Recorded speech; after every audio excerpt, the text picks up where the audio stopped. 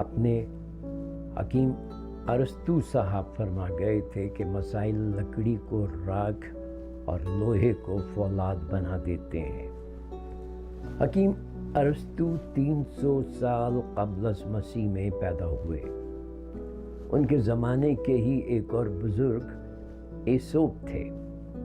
Aesop افریقہ کے گھنے جنگلوں کا ایک واقعہ بیان کرتے ہیں کہ ایک شیروں کا خاندان دریا کے کنارے ایک خوبصورت باغ میں پکنک منا رہا تھا اپنے 3-4 چھوٹے بچوں سمیت۔ تو سب سے چھوٹا بچہ، جس کی عمر مشکل 6 مہینے تھی، وہ بھاگتا دوڑتا اتنی دور نکل گیا کہ واپسی کا راستہ بھول گیا۔